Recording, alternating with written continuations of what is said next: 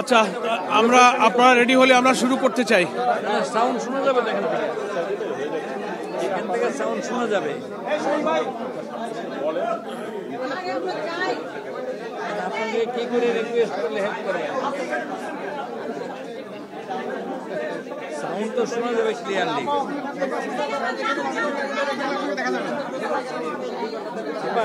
আপনি আমার সামনে ক্লিয়ার করেন। ক্লিয়ারেন্স না হলে শুরু হবে, একটু থামেন। আচ্ছা, আমরা শুরু করি। শুরু করে দিলে হয়ে যাবে। আসসালামু আলাইকুম ওয়া রাহমাতুল্লাহি ওয়া বারাকাতুহু। আলহামদুলিল্লাহি রাব্বিল আলামিন, সালাতু ওয়াসসালামু আলা সাইয়্যিদিল মুরসালিন ওয়া আলা আলিহি ওয়া সাহবিহি আজমাইন।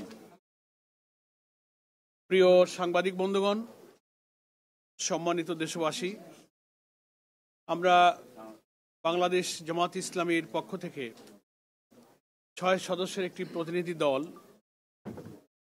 বাংলাদেশ নির্বাচন কমিশনের প্রধান নির্বাচন কমিশনার এবং কমিশনার বৃন্দের সঙ্গে একটি আনুষ্ঠানিক বৈঠকে মিলিত হয়েছিলাম। আগামী জাতীয় সংসদ নির্বাচনকে সামনে রেখে কয়েকটি গুরুত্বপূর্ণ ইস্যুতে নির্বাচন কমিশনের ভূমিকা, কোনো কোনো বিষয়ে কিছু ইনফরমেশন গ্যাপ, কিছু অস্পষ্ট অবস্থা, এগুলো পরিষ্কার করার জন্য নির্বাচন কমিশনের সঙ্গে আমরা আজকে মিলিত হয়েছিলাম এবং সুনির্দিষ্ট কিছু বিষয়ে ওনাদের সাথে আমাদের আলাপ আলোচনা হয়েছে। তার মধ্যে একেবারেই প্রথম এবং সর্বাধিক গুরুত্বপূর্ণ, যেটা দেশবাসী 18 কোটি মানুষ যে নতুন গণতন্ত্রের অভিযাত্রার জন্য অপেক্ষা করছে, সেটা হচ্ছে একটি অবাধ, সুষ্ঠু, স্বচ্ছ, গ্রহণযোগ্য, নিরপেক্ষ জাতীয় নির্বাচন। সেই নির্বাচনের সুনির্দিষ্ট তারিখ ঘোষণা, এটার জন্য জাতি অপেক্ষা করছে। নির্বাচনের ঘোষিত যে টাইম লাইন, আসন্ন রমজানের পূর্বেই নির্বাচন করার ব্যাপারে যে জাতির কাছে সরকার এবং পলিটিক্যাল পার্টি স্টেক হোল্ডার আমরা যারা কমিটেড, নির্দিষ্ট তফসিল ঘোষণার সময়টা একেবারেই পেরিয়ে যাচ্ছে দেখে আমরা এ বিষয়ে নির্বাচন কমিশনের সুস্পষ্ট ঘোষণা, সুনির্দিষ্ট সিদ্ধান্ত কি, এটা জানবার জন্যই মূলত প্রথম আলাপ আলোচনায় আজকে ইস্যুটাকে আমরা রেজ করেছি।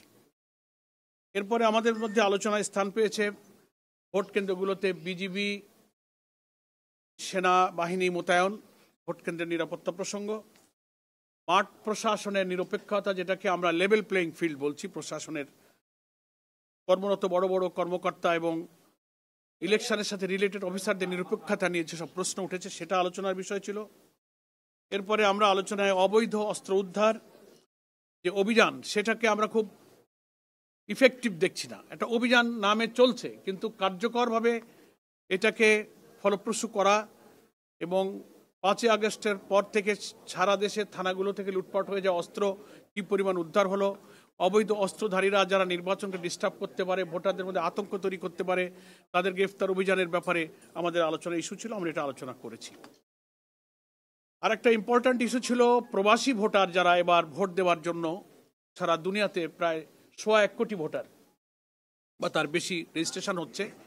এদের ভোটার রেজিস্ট্রেশনের প্রক্রিয়াটা আমরা যারা প্রবাসের সাথে যোগাযোগ রাখছি, সফর করছি, সে প্রক্রিয়াটা তারা অনেকে জটিল মনে করছে। এনআইডি, পাসপোর্ট, কোন কোন প্রয়োজনীয় ডকুমেন্টস না হলে এটা হতে পারছে না। এটাকে আরও কতটা মিনিমাম সহজ করে আমাদের প্রবাসী ভোটারদের ভোট প্রদানের ব্যবস্থা করা যায়, সেটা নিয়ে আমাদের আলোচনার বিষয় ছিল। ভোট কেন্দ্রে সিসিটিভি ক্যামেরা স্থাপন, নিরপেক্ষ ভোট, সুষ্ঠু ভোট গ্রহণের জন্য একটা অন্যতম ইস্যু। এটা আমরা আগেও জামাত ইসলামীর পক্ষ থেকে কয়েকবার দৃষ্টি আকর্ষণ করেছি। ওনারা কথা দিয়েছিলেন, ওনারা বলেছিলেন এটা একটা কস্টলি ইস্যু। আমরা এই ব্যাপারে সরকারের প্রচুর অর্থ বিভিন্ন কাজে ব্যয় হয়। আমরা বলেছিলাম যে একটা জাতীয় নিরপেক্ষ নির্বাচন, গণতন্ত্রের, দেশের শান্তি শৃঙ্খলা, নিরাপত্তা এবং নির্বাচিত জনপ্রতিনিধির কাছে ক্ষমতা হস্তান্তরের জন্য এর চেয়ে গুরুত্বপূর্ণ আর কিছু হতে পারে না। এখানে অর্থ ব্যয় করা প্রয়োজনে অনেক ডোনার এজেন্সি, ডোনার কান্ট্রির কাছে সহযোগিতা চাওয়া যায়। আমরাও কিন্তু এই সমস্ত ব্যাপারে অ্যাপ্রোচ করেছি বিভিন্ন জায়গায়। তো সেই সিসিটিভি ক্যামেরা স্থাপন সম্পর্কে এগুলো আমাদের মধ্যে আলোচনার বিষয় ছিল। এবং আইন শৃঙ্খলার যে মাঝে মাঝে গুরুতর অবনতি আমরা দেখছি, একটা দলের সবার উপরে অন্য দলের হামলা, ইভেন নারীরাও তাদের ভোটের কাজে ভোটার সমাবেশে গণসংযোগে গিয়ে তারাও নির্যাতিত নিপীড়িত হচ্ছে, হামলার শিকার হচ্ছে, আহত হচ্ছে।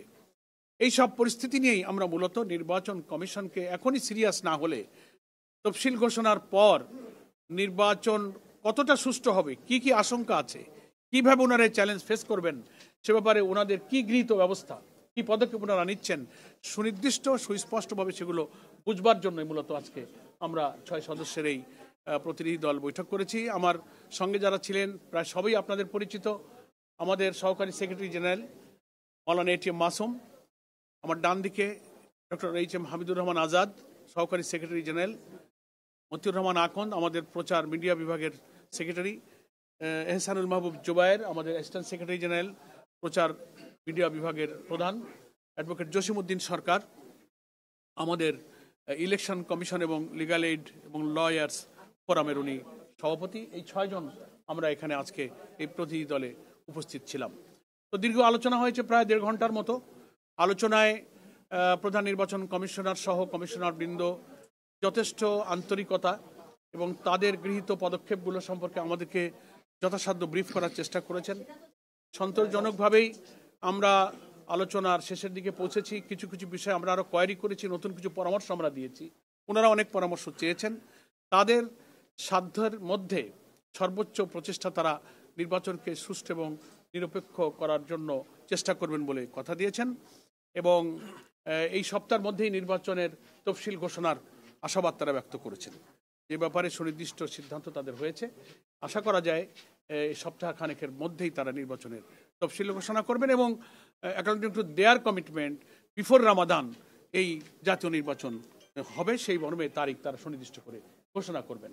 এটি মেইনলি আমাদের আজকের ডেলিগেশনের আলোচনার মূল প্রতিপাদ্য ছিল। তফসিল ঘোষণা তো সময় না, এই মানে চলতি সপ্তাহে হবে, সেক্ষেত্রে আপনি লেভেল প্লেইং ফিল্ড বলতে যেটা বুঝি সেটা আপনি মানে মনে করছেন কিনা, নিশ্চিত হয়েছে কিনা? দ্বিতীয়ত হচ্ছে আরেকটা হচ্ছে যে কমিশন সিদ্ধান্ত নিয়েছে যে কোনো বেসরকারি ব্যাংক থেকে নির্বাচনী কর্মকর্তা নিয়োগ দেওয়া হবে না, এই সিদ্ধান্তকে আপনারা কিভাবে দেখছেন? প্রথম কথা হচ্ছে যে ওনারা নির্বাচনের লেভেল প্লেইং ফিল্ড সম্পর্কে নিশ্চিত করতে পারেননি এবং পারেননি যে বিদ্যমান প্রশাসনিক অবস্থার কিছু তথ্য প্রমাণ স্পেসিফিক আমরা ওনাদের সামনে তুলে ধরে বলেছি যে এই অবস্থা থাকলে এটাকে আমরা লেভেল প্লেইং ফিল্ড হিসেবে গ্রহণ করব না, সুনির্দিষ্টভাবে আপনাদেরকে পদক্ষেপ নিতে হবে এবং after declaration of schedule election কমিশনের কাছে সব এখতিয়ার চলে আসবে প্রশাসনকে যথাযথভাবে নিরপেক্ষ রাখা, প্রয়োজনে রদবদল করা। এখন তো একটা প্রশাসনিক রদবদল হয়েছে, যদি এটাও আমরা উল্লেখ করেছি যে আমরা যদি দেখি যে তফসিল ঘোষণার পর কোনো কর্মকর্তা খুব নগ্নভাবে তার নিরপেক্ষতা ভঙ্গ করছেন, আমরা এগুলো আপনাদের নোটিশে আনবো। ওনারা কথা দিয়েছেন যে শুধু সুনির্দিষ্টভাবে আমাদের নোটিশে আনলে আমরা তাৎক্ষণিক পদক্ষেপ গ্রহণ করব, এ কথা ওনারা দিয়েছেন। এই বিষয়টা আমাদের আজকের আলোচনায় ছিল না, তবে আমরা আগে আলোচনা এটা করেছি যে কেউ কেউ নানান ব্যাংক বা প্রতিষ্ঠানের নাম উল্লেখ করে যে কথা বলেছেন, এটা কোনো দলের কোনো ব্যাংক হয় না, দলের কোনো মালিকানায় কোনো আর্থিক প্রতিষ্ঠান থাকে না। পলিটিক্যাল ইন্টেনশনালি এই ইস্যুটা একসময় আলোচনা এসেছিল এবং তারা নির্বাচনী কর্মকর্তা নিয়োগের ক্ষেত্রে নিরপেক্ষতা এবং কোনো দলের প্রতি পক্ষপাতিত্বের অভিযোগ আছে এই ধরনের কোনো কর্মকর্তা যে নিয়োগ দেবেন না, সে ব্যাপারে তাদের মেকানিজম সম্পর্কে আমাদেরকে অবহিত করেছেন, কিন্তু আমরা এই বিষয়ে আমাদের আজকের কোনো আলোচনার ইস্যু ছিল না। কর্মকর্তার বিষয়ে কোনো আলাপ হয়েছে না, এখানে আজকে আপনারা একজন বলেন, একজন আপনারা বলেছেন যে ঘোষণার সময় পেরিয়ে যাচ্ছে, আপনাদের যে কমিটমেন্ট সেটা মানে সেটা সম্পর্কে জানতে এসেছে, আপনারা কি মনে কোনো রকম আশঙ্কা ফিল করছেন যে নির্বাচন ডিলে হওয়া? আশঙ্কা আমরা এখন ফিল করছি না। ওনারা যে কথা দিলেন আমাদের, ওনাদের সিদ্ধান্তের যে কথা জানালেন, তাতে আমরা ওনাদের উপরে আস্থা রাখতে চাই যে ওনাদের এই কথার উপরে ওনারা ঠিক থাকবেন এবং এই ডিসেম্বরের দ্বিতীয় সপ্তাহের অনাস্থা নিয়ে আমরা আসিনি, কিন্তু জাতি মনে করছিল তাদের কমিটমেন্ট অনুযায়ী নির্বাচনের তফসিলটা ঘোষণা হয়তো হয়ে যাবে, সে সময়টা যেন পার হয়ে যাচ্ছে। দ্যাট ইজ হোয়াই আমরা এইটাকে পরিষ্কার করার জন্য সংশয় নিরসনের জন্য অনেকগুলো ইস্যুর মধ্যে এটাকে আমরা আজকে এমফাসিস দিই। মানে ইসির উপর পূর্ণ আস্থা আছে আপনাদের? আছে, আমরা আস্থা রাখতে চাই। পরার ভাই, কোনো রাজনৈতিক দল বা কারো অসুস্থতা কোনো কারণে নির্বাচন পিছিয়ে যেতে পারে এমন শঙ্কা আপনাদের আছে কিনা, এই বিষয়ে আপনারা তুললেন কিনা? না, এমন কোনো প্রসঙ্গ আজকে আলোচনায় স্থান পায়নি। শঙ্কা আছে কিনা? আমরা কোনো আশঙ্কা করি না, কারণ আমরা নির্বাচন তো একটা ভিন্ন জিনিস, এটা আইনের বিষয়, ঠিক আছে না?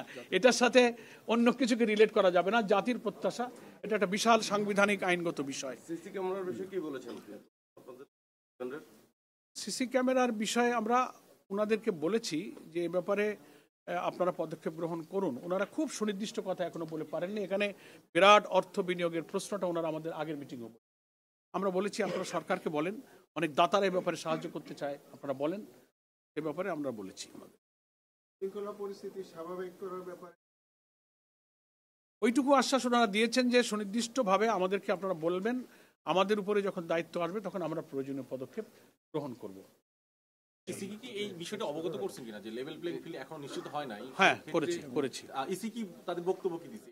ওনারা কোনো বক্তব্য দেননি, তবে আমরা যে সুনির্দিষ্ট কিছু জায়গা, কিছু ব্যক্তি, কিছু ঘটনা আমরা উল্লেখ করেছি, সেটা ওনাদের নোটিশে আমরা দিয়েছি। এ ব্যাপারে ওনারা কোনো মন্তব্য করেননি, শুনেছেন। Thank you. একটা শেষ প্রশ্ন করি, নির্বাচন কেমন হবে বলে মনে হচ্ছে আপনার? We are hopeful. আমরা সবসময় অপটিমিস্টিক থাকতে চাই, আমরা আশাবাদী থাকতে চাই। জাতির আশা আকাঙ্ক্ষা 24শে জুলাইয়ের গণ অভ্যুত্থানের আকাঙ্ক্ষাই হলো এবারের নির্বাচন নিরপেক্ষ হবে। 14, 18, 24-এ জাতির যে আশা পূরণ হয়নি, আগামী নির্বাচন সেই আশা পূরণের জন্যই তো আমাদের সহস্রাধিক ছেলেরা জীবন দিয়েছে। 30-40 হাজার ছেলেরা, আমাদের সন্তানেরা, তারা আহত ক্ষতবিক্ষত হয়েছে। এর মূল্য হবে না যদি এই নির্বাচনটা আমরা নিরপেক্ষ করতে না পারি। আমি মনে করি নির্বাচন কমিশন জাতির অংশ, তারা নিশ্চয়ই তাদের শপথের উপরে থেকে এই নির্বাচনকে সুষ্ঠু করার জন্য এগিয়ে যাবেন। আমরা ওনাদেরকে আশ্বাস দিয়েছি। বাংলাদেশ জামাত ইসলামীর সম্মানিত আমির ডক্টর শফিকুর রহমানের পক্ষ থেকে we are always ready to give all kinds of cooperation to election commission. সবসময় আমরা প্রস্তুত আছি। Thank you. এটা তো আজকে আলোচনার বিষয় না, আর একদিন জানবেন কত সময় কত কথা বলি। আমরা সহজে পাই না, প্রশ্ন তো একেবারে আসছে, সহজে পাই না। সেক্ষেত্রে নির্বাচন আস্থা রাখছে ইসির ওপর। একটু ভাইয়া একটু সেক্ষেত্রে আপনারা কতটা আশাবাদী, বা এমন কথা শোনা যাচ্ছে জামাত আগামীতে ক্ষমতায় আসবে, আপনারা এই বিষয়ে একটু বলুন। আপনাদের মতো লোকের কাছে আমরাও শুনি, আর একটু আমরাও শুনতেছি। আপনাদের অবস্থান কি এই জায়গায়, মানে জামাত সেটা জনগণ রায় যদি দেয় আর আল্লাহ যদি দয়া করেন, তো আল্লাহর দয়ার তো কোনো শেষ নেই, জনগণের ভালোবাসারও শেষ নেই। We are waiting for that day, ইনশাআল্লাহ।